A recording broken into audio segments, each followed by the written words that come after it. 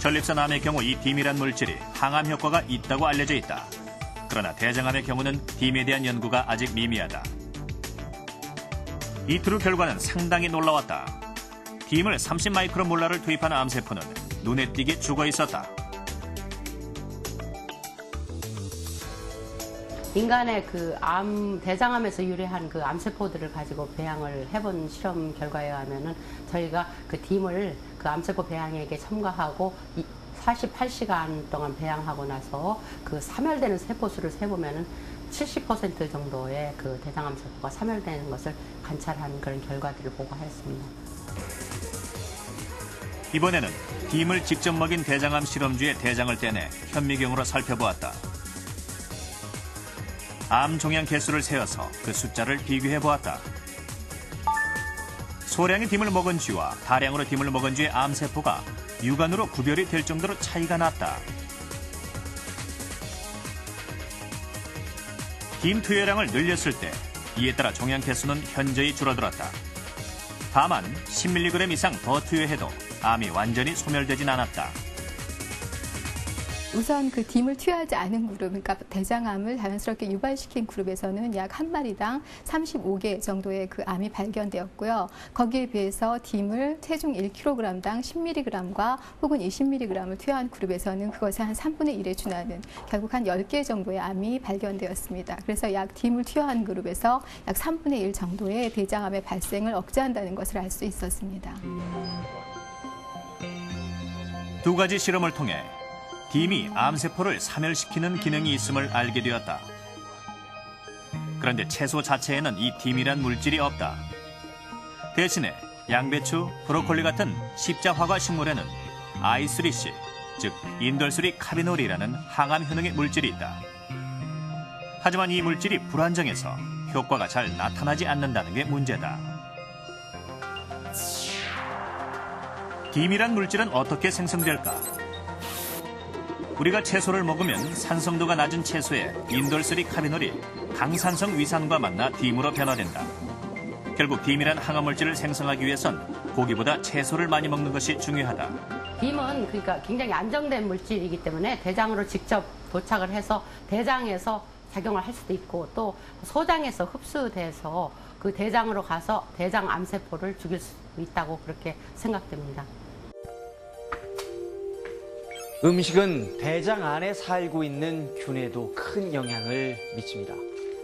우리의 대장 안에는 무려 1kg이 넘는 500종 이상의 좋은 균과 나쁜 균이 뒤섞여 살고 있는데 이 중에서 나쁜 균이 2차 담즙산과 만나 암을 일으키는 것이죠. 그런데 육식을 많이 하게 되면 대장 안의 환경이 나쁜 균이 좋아하는 곳으로 바뀝니다. 채식을 할 때보다 나쁜 균의 세력이 더 커지는 셈입니다. 채식과 육식, 이 두 먹거리는 우리 장 환경에 어떤 영향을 미칠까?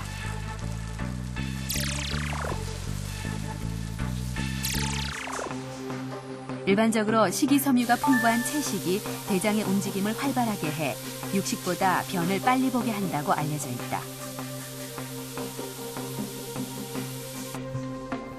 빠른 쾌변이 장의 환경을 좋게 만들긴 하지만 장내의 세균도 건강한 대장을 만드는 데 중요한 역할을 할 것이다.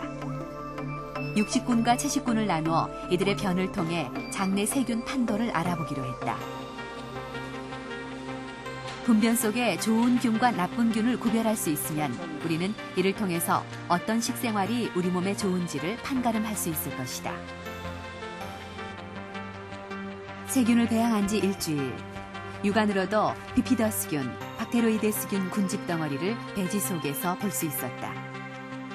전형적인 그 비피더스 모양이거든요. 실험 결과는 채식을 위주로 섭취한 분은 우리 인체에 다소 유해하다고 알려져 있는 박테로이데스는 좀 육식에 비해서 적게 나타나고 우리 인체에 유익하다고 알려져 있는 비피도박테리움이라고 하는 균은 육식에 비해서 더 많이 증가한 것으로 나타났습니다. 육식군은 나쁜 균인 박테로이데스가 32.2%로 좋은 균인 비피더스균보다 더 우세했다. 이에 반해 채식균은 오히려 좋은 균인 비피더스균이 24.2%로 나쁜 균인 박테로이데스균보다 더 많았다. 좋은 장내세균은 장의 부패를 막으며 음식을 분해해 하루 소비 칼로리의 10%를 공급하기도 한다. 나쁜 균은 지방 대사 과정에서 일부가 발암물질을 만들기도 한다. 문제는 나쁜 균이 고지방, 고단백 육식을 너무 좋아한다는 것이다. 그 고지방 식사를 하게 되면 그 지방의 소화를 돕기 위해서 우리 몸에서는 담즙이라고 하는 물질이 나오게 됩니다. 이런 담즙에 그 박테로이데스 또는 클로스트리디움 퍼프린전스 등의 그 유해균이 작용해서 그 2차 담즙산이라는 물질이 만들어지게 되는데 2차 담즙산이라는 물질은 발암물질로서 대장암 발생 증가의 요인이 되기도 합니다. 채식 위주의 식생활은 바람직한 장내 환경을 위해 필수적이다라고 할 수 있다.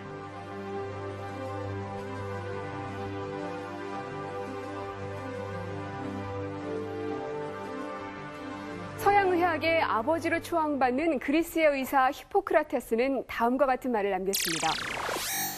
히포크라테스는 병을 치유하는 것은 자연 치유력을 복원하는 것이고 이 복원의 수단은 음식이라고 했습니다. 이는 곧 몸을 치유하는 데 음식의 중요성을 더욱 강조한 것인데요. 이웃나라 일본에는 이런 음식의 중요성을 강조하면서 대장질환을 치료하는 의사가 있습니다. 요즘 일본에서 신야 건강법으로 인기를 끌고 있는 신야 히로미 박사. 그의 출판 사인회는 10,000원이다.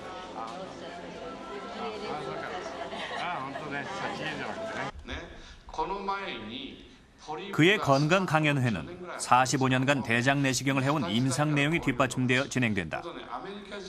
그래서인지 청강생들은 다양한 내시경 영상과 자료를 토대로 한 그의 강연에 깊은 관심을 보인다.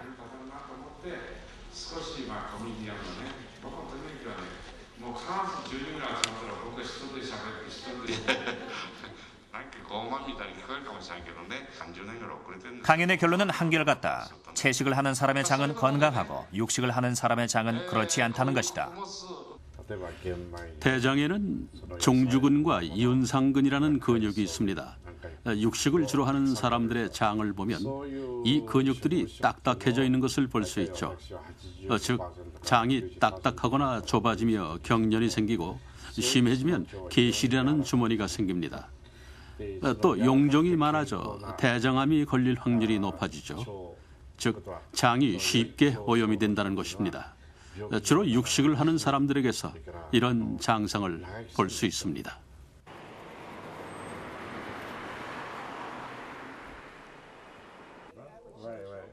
신야 박사는 미국에서도 유명한 인사다.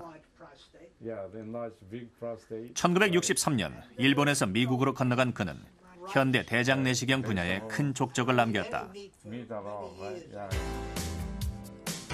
1969년 용종 절제술용 올가매를 개발해 세계 최초로 중국 남성을 상대로 대장 내시경 용종 절제술을 성공했다. 이후 45년간 무려 30만 건 이상의 내시경 진료를 수행했다.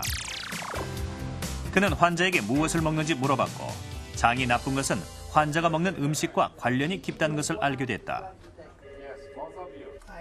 당시 제 식습관은 육류 위주로 어떤 것이든 다 먹었죠. 그래서 몸 상태가 좋지 않았어요. 하지만 신야 박사의 식단 조언에 따른 이후로 몸이 상당히 좋아졌습니다. 11년 전에 신야 선생님으로부터 암 선고를 받고 수술을 받았어요. 그때는 죽을 날이 얼마 남지 않았다는 생각에 정말 괴로웠습니다. 하지만 수술 후 선생님이 고안하신 식이요법을 계속 실행하면서 특히 채소를 많이 먹었어요. 그 결과 건강도 많이 좋아졌습니다. 미국과 일본을 오가며 신야 박사는 대장 내시경 용종 절제술을 전수했다. 개복 수술 없이 용종을 절제하는 이 방법은 전 세계에 퍼져나갔다. 69년 이후 10만 건의 내시경 용종 절제술을 시행해온 신야 박사는 대장이 나쁘면 대장만 나쁜 것이 아니라 신체의 다른 곳도 아프다는 것을 알게 되었다. 그래서 장을 잘 관리하는 것이 건강의 첩경임을 알고 환자들에게 채식을 하도록 권고했다. 30년 전 용종 절제술을 통해